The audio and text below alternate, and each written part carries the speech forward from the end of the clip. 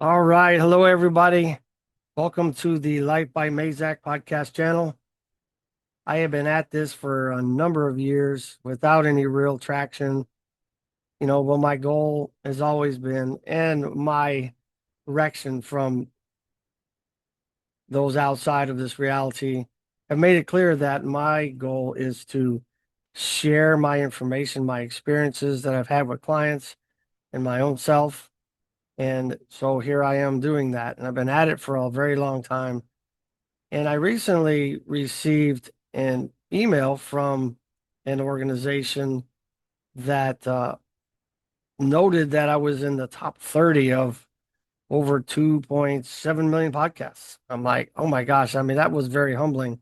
I'm like, I've been at this for years, and all of a sudden, people are noticing me, and then people are calling me, and people are reaching out to me, and that is really awesome. And then that's the real goal here is as I've been told to do, is to share this information, get it out to the world and let people make up their own minds and figure out things and just give them the nuggets and the information to I don't know, to move forward in life, to change, to do things better, to do things different, maybe do more research.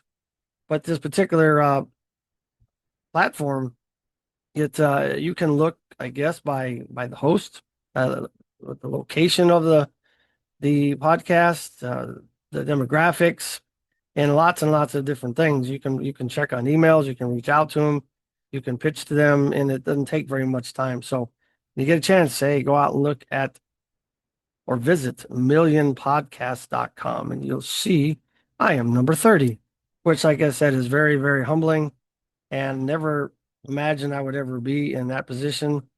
Maybe one day be number one. I don't know. But I really enjoy doing this, and I don't do this with any scripts. I like to run these things with ideas, experiences that I've had, conversations that I might have had, meditations, anything that really brings to light something worthwhile talking about and sharing it with you, and not to prove anything, because let's face it, we're all common men. Even if we had the money and the time, and we would never have the authorization to go outside of our regular life to see what the truth really is. So we have to kind of just work on our own ideas, do our own research, do our own meditations, talk to people, and really come up with our own truth. 'Cause my truth is not your truth. Your truth is not my truth. It all happens in this space between our ears, right? Right here, between this ear and this ear, in that brain that never sees the light of day. It just relies on inputs from five senses, probably more. If you look at things like I do, the psychic work and the mediumship work, so there's got to be more senses than five. However, all of it gets it get input into this gray matter, white matter, all that stuff here in your skull, and your reality is created. So therein lies what your truth is, right? So I have this friend. I call him a friend, although I've never met this man. He lives in Nigeria, and he was born and raised there. Speaks really good English, speaks English well. I better say that right, right? You English teachers out there are going to slap me upside the head. We have talked probably for the last, I don't know, I want to say almost 4 years. And he originally reached out to me because he had a lot of interesting gifts, things that was happening to him, and he didn't understand it, and he wanted to make some sense of it. And that's usually what the kind of clients I get that come in my door, well, not my door literally, but come into my life. And they just really want to figure out, well, what it is that's going on. So we've been talking for a very, very long time. I talked to him. I called him yesterday. Yes, yesterday. And it was probably his next day, of course, but it doesn't matter. There's quite a distinct time difference there. And the conversation started like really kind of slow, and he didn't, he originally said he didn't have a whole lot of experiences or things to talk about. But then he got on this, I would say a rant, if you will, a stream of conversation that that really was about, I will just say, we'll put it into a quote, uh, this reality being scripted, planned, orchestrated, much like the Matrix, right? Or a simulation might happen. And and I think it began, if I remember correctly, with free will. And he said he's been doing a lot of research, he's been doing a lot of things, developing a program that he says will come out later, and we can kind of give you little tidbits on that here shortly when we're in the video, rather, as we talk. But he's using a lot of math and algorithms and stuff like that, and really got interested recently in the stars and astrology. He's he was just going on and on about how accurate astrology is. You're basically saying, your life is basically determined on when you were born, and your life kind of goes along a very specific and predictable path based on when you were born. He even said in his research in his history, which I didn't know this, but all the ages before us have always looked at astrology and have always used astrology for signs and information and I guess predictions is a good way to put that. But they also try to meticulously plan when children were going to be born so that they had the type of life that they wanted them to have. I find that really interesting. And he really went on and on and on about uh, the fact that free will really doesn't exist. And you could argue that for years and years and years, and nobody would ever come to a conclusion. I don't know if I'm entirely convinced that there's no free will, but I'll talk about what he brought up and see if it makes any sense to you. I remember years ago when I was in college, I guess it wasn't that many years ago, probably about 4 or 5, maybe 6, I don't know. I was in philosophy class. I thought it was going to be an easy class. I thought, well, I like to talk. I should be able to banter back and forth with people and convince people of my opinion and them to do the same. And it turned out to be way different than that, way harder than I could ever imagine. But I did a couple of papers on free will. And I was so bent on the fact that we have free will that I think the consensus of my story went something like this. I probably should have reread it before I did this podcast, but it was to the extent that even if you were chained to a floor and everything that you could possibly move on your body was kind of locked down, taped up, chained down, whatever. That even in a moment like that there was still free will. You could still choose to blink your eyes. You could still choose to take deeper breaths, change your breath. There are some things that you could still make choices about. And so I was really thoroughly convinced that free will is always available at some level. Maybe not at the level we think it is, of course, but maybe our free will is just simply that we can choose whatever toothpaste we want, whatever kind of car we would like, or rather, what color of car we would like to have, maybe the type of shirt we want. But some of the big things in life may not be free will at all. And this is where this conversation was coming across with this friend of mine. The way he described it, he called it an alien computer or a computing machine that lives outside of what we call reality, and that it was the master manipulator for this reality and every single thing that happens. Everything that happens to me, to you, is scripted and planned, almost like we're being run through a simulation, maybe many times over, to see if the simulation can come up with a different conclusion or maybe it's an experiment to see how we can or how they can enhance, I don't know, humans or human life or where human life goes as it evolves. I'm not sure, right?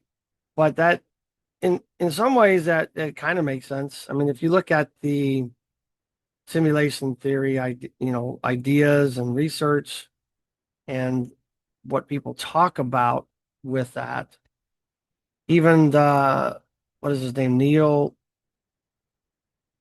it's a scientist. Neil deGrasse Tyson, that's his name. That's what it is.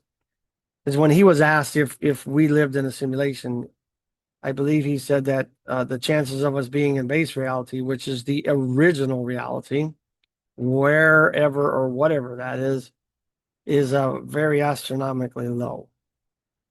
He put a number to it. I don't remember what it was, but his idea was this, and this is where my friend was going.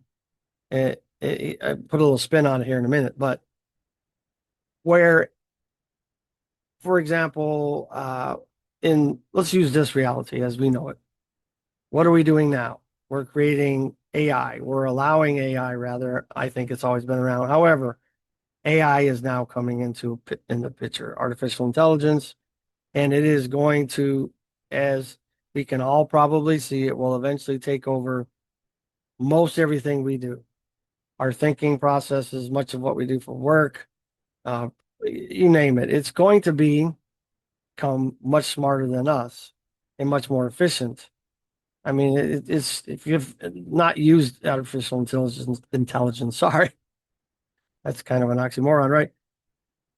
It is just amazing. You can feed it thousands of documents and it can go through it in minutes and give you a summary or an executive summary or whatever you ask it to do. It can do it in such record time. It's just amazing. But as AI eventually takes over, right, then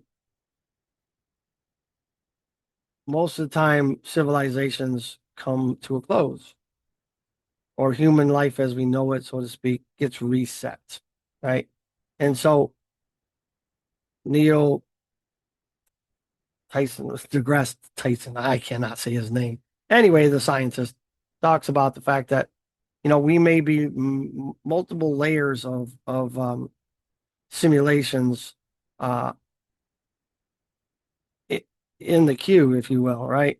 So if we at some point can now create simulations with the advent of AI to such a degree that we can't tell the difference, we can create our own simulation, and eventually maybe that simulation becomes conscious. And then as that simulation grows, it gets to the point where we're at with AI and the ability to create its own simulation on and on and on and on. And it just keeps going down this rabbit hole. So the chances of us being base reality is probably not very likely, which means we're the initial. I'd like to think we are. That'd be kind of cool if we were. But we're probably somewhere in the middle, somewhere in that queue, right? And so what my friend was talking about makes sense in the respect that many people are saying similar things, maybe not calling it an alien computer. Uh, I have seen in some of my meditation journeys what appears to be very large reality generation machines and just amazing metallic and technological and electronic type device or devices or whatever you want to call it. It's huge that creates realities.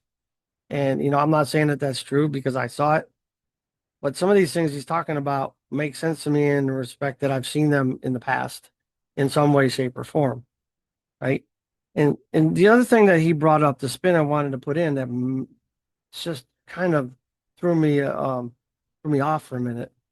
He goes, "Well, what if what we know as God, call it whatever you want, right? The creator, the ultimate creator, the designer, the divine, whatever. But in his words, what if God also doesn't have a choice, doesn't have free will, and that God created a simulation that was started with boundaries and without the ability to give the conscious beings free will. So what if God is part of that mix as we know God? I'm like, wow, that's something I never really thought about. Uh, we could argue about God who created us for an eternity as well, just like we could argue about free will for an eternity, right? But he just made a tremendous amount of sense. And he was saying that he's developing a program that can predict and has predicted with great accuracy his life, at least. I don't know if he's experimenting on others yet, but to a degree of accuracy that's just phenomenal. And I know he's not the first one to do that. And maybe his program is going to be similar. But when I was Googling that, put it in the search bar when I was talking to him, there's a lot of people doing that. You got things like gematria calculators and on that use math as the basis for predictions and predictability and seeing the future. I don't know if he's perfected that or anybody's perfected that to see the past. However, it'd be an interesting experiment to go back and check your program or your design on things that did happen in the past so you can validate it, right? Perhaps he's going to do that. I don't know. That'd be really cool. But he brought up a story. He brought up a lot of stories from the Bible. And the Bible is, once again, we're not going to argue about the authenticity of it, but there's a lot of interesting things in it that he brought up. And one of the things he brought up, he says, what if the Tower of Babel, remember that story, that the inhabitants or the human beings at that time of the story were building a tower to reach God or to reach whatever information. I think that's what the story's about. They were probably getting too close to knowing the truth. And God, in this story, confused their languages. All of a sudden, every language that now exists on this planet or has existed began at that time. But my friend brought an interesting spin on that. He said, well, maybe he did not really create new languages, but the inability to hear the information that they were seeking, which caused them to try to find other ways to, I don't know, to put that into some kind of sense, some kind of logical sense. Languages were born. I don't know. There's a lot of interesting things. But if you look at the idea of a simulation, which I think if you look really, really hard, you do a lot of research, you will find a lot of things that really support the idea of what a simulation might be. For one, if we were in a simulation, how would we know? There would be really no escape. Trying to reach the author or the architect or the designer of a program you might be in would be like the pages of a book trying to jump out of the book, find the author. We all know that's not going to happen. And I don't think it's going to happen in this scenario as well. So if we live in a simulation, how would we know? Well, there's some things that have been tested, experiments that have been run that might suggest that there are some indications that we could very well be in a simulation. One being, if there was a simulation in a program, like in a computer, there are limits, there's boundaries, there's certain things that you cannot go beyond or past. In the case of this reality, that's the speed of light. The speed of light is constant. It doesn't change. I mean, I've looked at some research and there's some people that suggest that it minutely changes depending on certain things. I don't think that aligns with my truth, but I don't know. Who knows? But however, it is relatively constant. And that's one thing, right? So Speed of light is constant. The other thing is that as they do math and calculations to sort through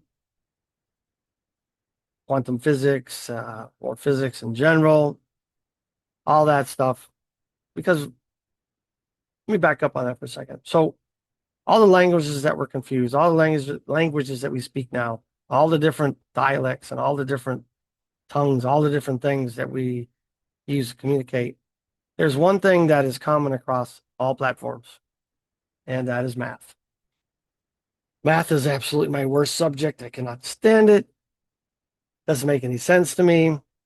However, math is math in China, in Russia, in Indonesia, and everywhere on this planet. I put that in quotes, right? This reality, math is the only thing that is common, a common language.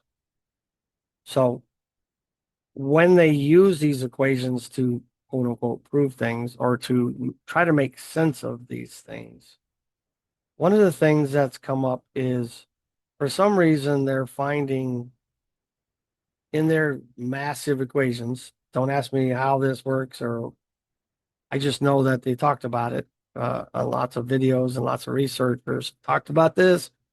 Is they find error correcting codes in the fabric of reality, if you will, in their equations that describe the fabric of reality. Error correcting codes are what are used in our common everyday computers that we have now.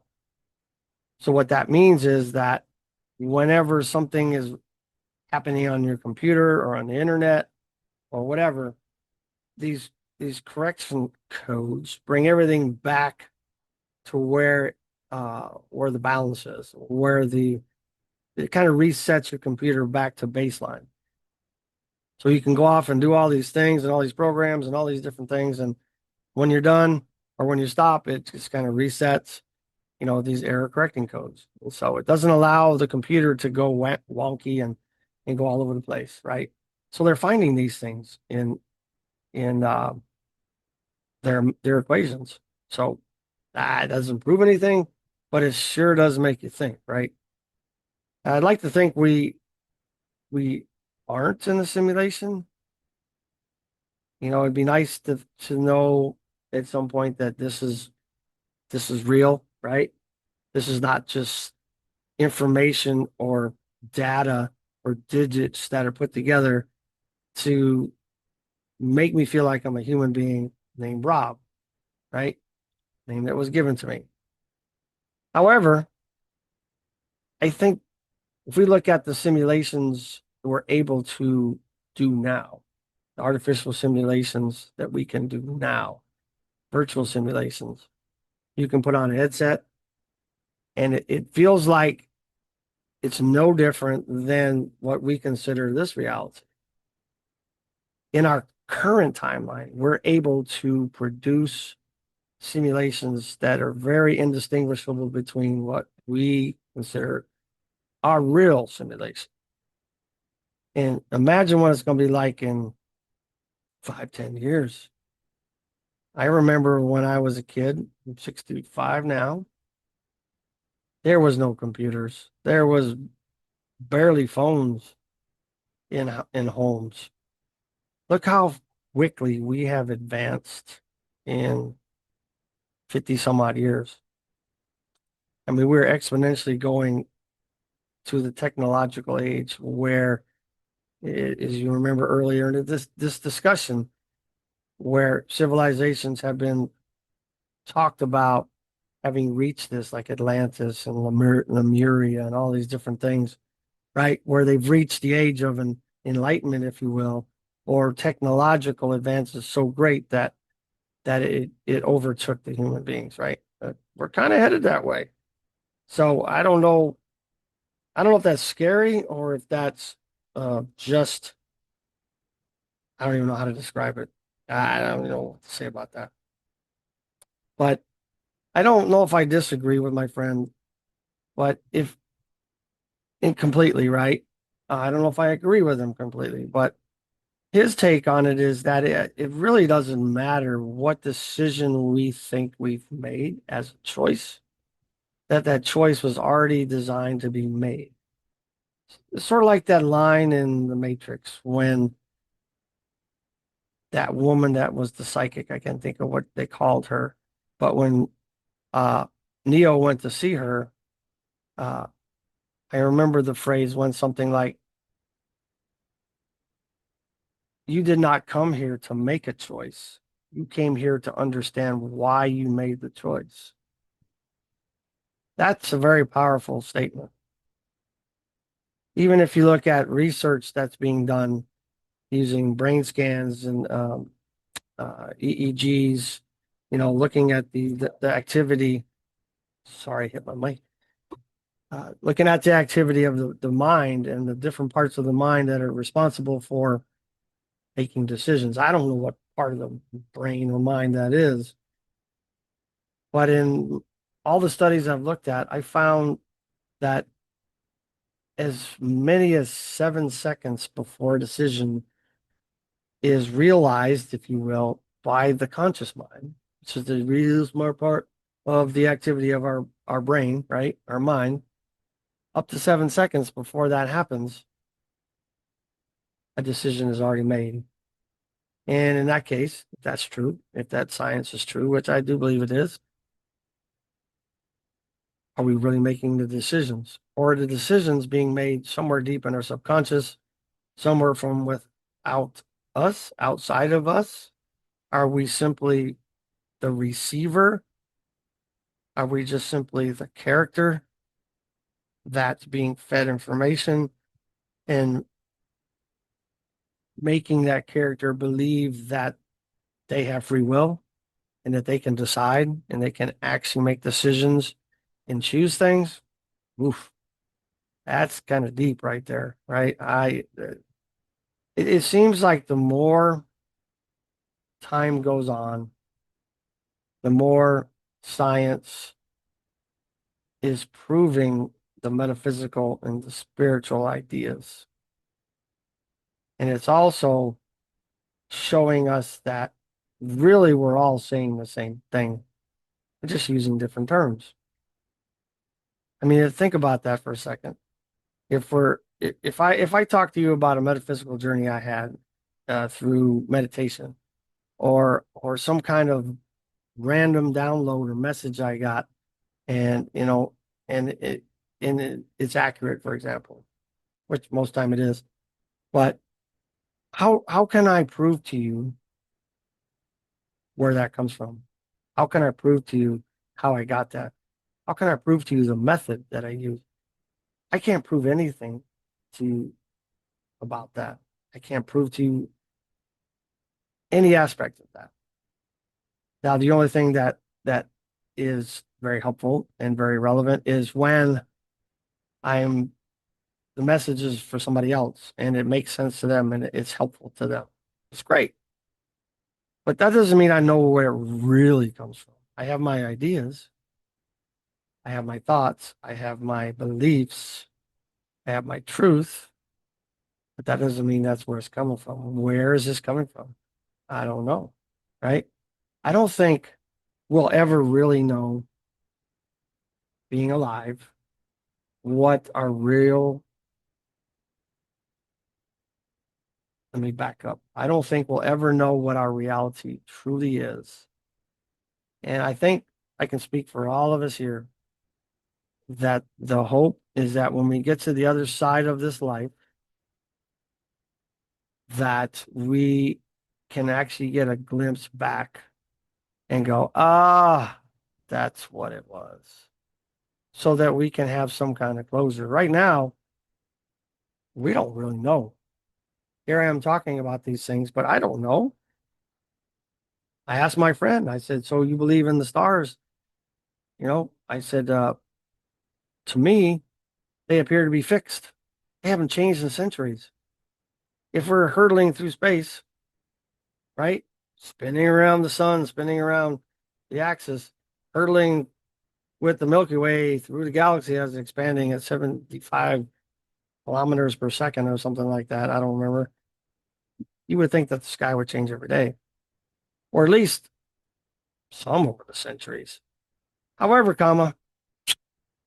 they really haven't. I used to be a navigator long ago, so I mean, I can't speak to that complete truth, but every time I look at the sky, every time I talk to an astrologist, they use the same stars in the same positions, you know. So I asked him that. I said, "Do you really think there's anything out there the way we're being told there's something out there? Is there really space? Is there really planets? Is there really stars? Are there really suns? Is there really life out there? Or are we just in this little silo of an experience that's being orchestrated for us?" Well, he didn't really have an answer. I mean, but he did go back to the Bible and say that it's been used so many times, right? And with great accuracy. So if it's been used for eons and ages and all that stuff for for great accuracy and wisdom and all that, then they probably haven't changed. I don't disagree with that. So it is a bit of a struggle to kind of think about this. It is a challenge to kind of bend your mind a little bit to go, hmm, am I really a character that I'm playing in some kind of simulation, maybe some kind of game? Hopefully not an NPC, a non-player character that just does the same thing all the time, right? But at least maybe we have consciousness. Well, consciousness can be described lots of ways, but the base definition is you're aware that you exist. I'm aware of me. I can see me. I can see myself in the camera now as I'm right. I can experience me. In my opinion, my primary opinion, through my experience with working with others, doing hypnosis, doing all those things, I believe, primarily believe that we do come here to, in an agreement, perhaps contract, in some type of agreement to have an experience or experiences. And we choose the life or we're given the life, either way, maybe voluntold, not volunteered, but that we come here knowing before we get here, get into this meat suit to have an experience that we're going to hit certain milestones, certain mile markers in life that are inevitable. They're going to happen. Doesn't matter. It's that in between part that gets slushy. And that's where I think free will or decisions happen. I do believe it's a mix. That is my opinion based on my experience, based on all the stuff I've looked at, all the people I've talked to, all the above. I think it's a mix. I do think there is some free will. Perhaps how fast or slow or not at all we get to these mile markers, I don't know. However, I do really think that being human, having the opportunity to exist, to have pain, to know love, to know hate, to know joy, all these things are just incredible. Sometimes they feel like they really suck. But based on my experience of not being in a body through meditation and taking people through hypnosis into journeys, the spiritual realm is full of love. I call it spiritual realm, but that realm where you exist as energy or a light being or not a body. You're aware you exist, but none of this stuff we get to experience in this life happens there. And I saw a video the other day where somebody was interviewing a young lady and she was just ecstatic. I mean, she had these completely black eyes, so that's a little weird, but just ecstatic that she got the opportunity to come here and to have a body. And if we could really capture that, regardless of what our reality is, right? Whether it's round earth, flat earth, oval earth, underwater Earth, simulation, it doesn't matter. We are here by tremendous odds. 400 trillion to one, science will tell you that we actually exist. There's a lot of things that go in that, but that's a big number. So if you're here, you're one of the special ones. So let's treat it that way. Let's go after as much wisdom and enlightenment as we can possibly get. That's why we're here, in my opinion. Biggest reason we're here is to learn as much as we can about all that exists. Because everything that exists or could exist exists now. But our little 1% filter that we have with our senses doesn't give us the full picture. Even though it seems full, it's not even close. Even in the Bible, we'll go back to that. Solomon was granted many more lives by God, and many more years of life by God, because he didn't want riches. He didn't want money. He didn't want things. He wanted to be endowed with more wisdom. Even if you go back to Edgar Cayce, the great American prophet, he believes in life after life after life. He believes wholeheartedly in God and Jesus and the Bible as well.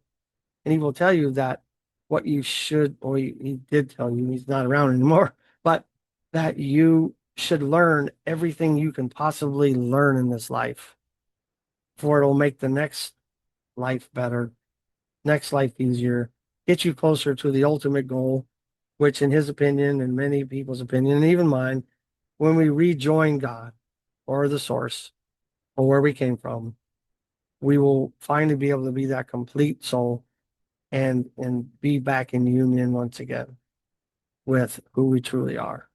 So take this life, run with it, do something with it.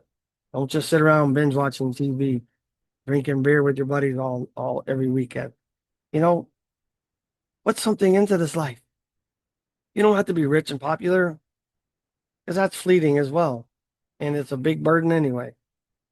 You know, we all want to have more money. We all want to be popular, but in the end, 100 years from now, nobody's going to know who I am, even if I was the most popular person in the world. It's just not going to happen. So I do look forward to working with any and all of you. And when I work with others, I learn, you learn, everybody learns. Many of the things I talk about, I learn from clients by working with them and in sharing between them and myself. And you can go pop onto my web page if you like. If you're interested, take a look at that. Lightbymazek.com. I do lots of cool things, and I really look forward to hearing from you guys and working with you guys. And hey, let's live our life. Let's do something with life, because we're alive and we're at a tremendous odds. We're here. Namaste. Stay strong and live your life.